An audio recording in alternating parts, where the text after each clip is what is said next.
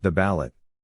On November 3, President Donald J. Trump and Vice President Michael Pence will face off against Democratic ticket of former VP Joseph Biden and Senator Kamala Harris. There is a clear distinction between the people, ideologies, and projected futures of both ballots, which do not perfectly align with any group of Americans' hope for the future.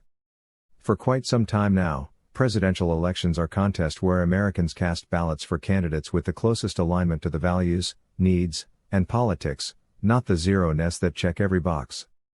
Republicans traditionally hold more conservative politics, despite a relatively wide array of viewpoints from libertarians, moderates, or center-rights who make considerable bases of the party. Democrats makes up America's liberal party, appealing to those holding progressive, center-left, and moderate viewpoints, where social issues play a greater importance than other policy areas. This is important in understanding why a ticket may or may not appeal to groups and why groups of voters remain loyal to a politician despite disconnect with core values. Consider that Republican voters traditionally back candidates emoting patriotism, security, economic performance, and moral character, preferring people of faith over secular counterparts. Republicans want leaders operate based on defined principles and values that they exemplify both in office and in the private lives, regardless of whether the cameras are on. For many people, President Donald Trump does not check off enough boxes for them to comprehend why Trump has a stable political base that will make the election close no matter what. President Donald Trump has more baggage than typical GOP candidates. His behaviors, public persona, and style rile even the most loyal party supporters. Democrats continue to ponder to no avail on the issue, attributing his base loyalty to that of their defined racism, sexism, and allism now and in the future. For 4 years, Democrats spent a great deal of time attempting to break a bond with little success. Progress yielded little long-term gains. To his credit, President Donald Trump connects with disgruntled members of the GOP, many of whom felt the party too often fielded candidates who sought their own interest, not their constituents'. The size of this group was quite significant in 2012, as Mitt Romney did little to differentiate himself or his policies from that of President Barack Obama. President Trump does not take the usual approach of delivering polished and properly vetted opinions and positions, choosing off-the-cuff tweets, sometimes appearing inconsistent. The biggest appeal President Trump will use to make his case for another term is the overall performance of his policy positions, focusing greatly on our economic revival and tough foreign policy. The Obama era was difficult for our economy, both at the individual level as well as the institutional, as America was largely stagnant for the entire 8-year term. Political agendas in our public policy kept too many people on the sidelines, rather than contributing to our economy and providing for the family. The economic agenda saw a vast transition in the amount of people employed in the United States, bringing millions back to the workforce and creating wealth few have seen in their lifetime. Our response to COVID-19 pandemic put a major dent to employment, but, in all fairness, progress has been made to move the needle back in the right direction. Recent social unrest along with the pandemic politics create an opportunity for the former Vice President Joe Biden to make 2020 a competitive contest. The Biden campaign focused their narrative on a return to normal. The normal they talk about is obviously that of the Obama era, which is not a normal worth returning to. Out of the 30 years in Washington, D.C., Biden focuses greatly on his time as vice president, seeking to appeal to the strong faction loyal to the former leader. Biden is highly focused on appealing to independent voters based on likability. Like Obama, Biden hopes that popularity will be of greater importance than policy. Biden hopes the electorate views him more likable than President Trump. After struggling to defeat a radical field of fellow Democrats, policy alignment might prove impossible. For a party with a base clearly moving further left of center in political, social, and economic views, Biden is not a candidate aligned with this base. Many of Biden's known viewpoints do not really align with progressive views. Many of decades-long political record does not align well either. Biden is not a progressive candidate, but one who spent 30 years with a record aligned with his party's establishment, which is seeking to maintain power unlike their GOP counterpart. The selection of Senator Kamala Harris appeases the crowd calling for a black female VP candidate. But Harris really struggled to connect with voters during the primary process. Based on reporting of the potential VP pool, Harris is the safe pick from the likes of Susan Rice or Karen Bass. Rice brings Benghazi right back to the forefront. Vase has unsavory comments on record. Given the growth in prominence of the progressive sect and the Democratic strategy of embracing the angry left, many expected a more progressive selection.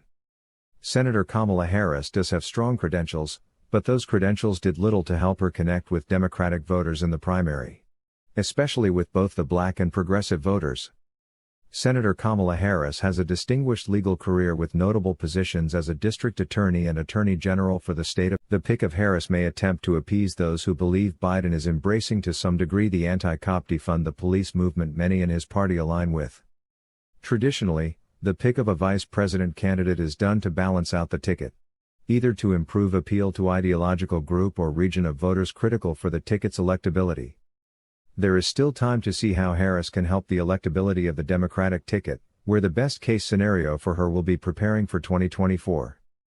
California is not yet in play for Republicans, and the selection of Harris seems to have riled the progressive leaders of the base, especially with the suppression of their voices.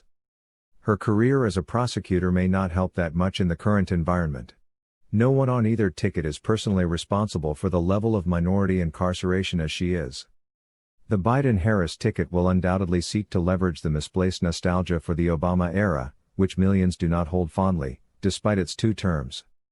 The economic performance was highly stagnant, and employment was only really improved when people no longer qualified for inclusion in the statistic. Our politics and society were just as divisive as it is in our current state, albeit the media has shifted roles from promoting it to hiding it. Democrats hope people forget that Biden did not appear to be a trusted member of the Obama administration, where he reportedly almost lost his spot on the ticket in favor of Clinton in 2012. The decision for which ticket to select will come down to whether one is in favor of the projected policy outcomes of one ticket versus the likability marketing of the other. Principles, values, and ideological obedience will not align well with this selection set. As always, voters will need to choose the closest alignment. The 2020 election is going to be the Trump era versus the Obama era. What that consists of is a topic for a future discussion. Policy analysis. For 2 weeks, Americans listened to our leading national political parties put forth the policy positions during their national conventions, providing voters with an idea of what to expect with each ticket. As one expected, both Democrats and Republicans spent a great deal of time attacking the other ticket. I leave it to others to cover the partisan bickering that makes up a great deal of nightly broadcast. The party platforms are exactly what people expected. Democrats focused on restoring policies of the Obama era. The GOP seeks to continue the economic boom that occurred since Trump took office. The salient issues that will determine the 2020 outcome are the continued response to COVID-19, the path to restoring our economy, the path towards law, order, and equality, and education. The most pressing issue is COVID-19 and how each ticket would handle a possible resurgence, reopening the economy and society, and safety measures to protect the public. The Democratic plan is not much of a plan. Simply political attacks on President Trump and great use of platitudes not based on the realities of the situation. Using every resource of the federal government is nothing new. It is a cliché used after every disaster. Stockpiling supplies is not any different than the current approach. The main change is the willingness to mandate mask wearing, without a plan to effectively enforce it, and to shut down society and the economy if the resurgence happens. Also, Democrats seek to use the pandemic to foster the resurgence of nationalized medicine and bailouts for state deficits, much of which is not COVID-related. On the other hand, President Trump seeks to domestically produce critical supplies, reducing the dependence on manufactured products from China, who blocked shipments to the United States. Furthermore, President Trump plans to champion new treatments and care procedures, along with advancement towards a vaccine, which could be here potentially by the end of the year. Completely shutting down the economy should not be needed now that our policymakers and experts have more information. Identifying and protecting the vulnerable will be key rather than another blanket shutdown.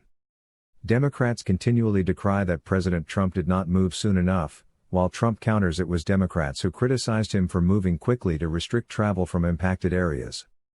Democrats hope Americans do not remember their efforts to downplay the virus threats with staged lunches in Chinatown and NYC and claims of discrimination after the travel ban. Given the level of travel and immigration that comes into the United States and the incubation period, There was little doubt that the virus would reach the shores of China's key trading partners. A challenge America faced was the reliance on goods produced in China, which Chinese officials frequently stopped from leaving its borders. More goods need to be manufactured domestically or near our borders. The economic plan of the Biden/Harris ticket and the Democratic Party is largely the same failed principles of high taxes. But, a great level of socialist economist is ingrained in it. Prior to the Trump era, our free market economy grew despite the economic policy and agenda of the Obama administration. That is what market economies do. Adapt regardless of the ineffectiveness of public policy. The Trump economic boom showed the world what happens when pro-growth policies align with free market growth. Growth in wealth and job creation as well as wage growth across all levels expanded to record levels. America has a decision whether to regress towards economic stagnation or return to boom growth experienced prior to COVID. Economic numbers show Trump's policies are working. The return to policies Americans largely rejected is a harmful prescription to the economic situation. Americans want the return of growth, not stagnation and systemic unemployment. Another area of clear difference is with their education policies.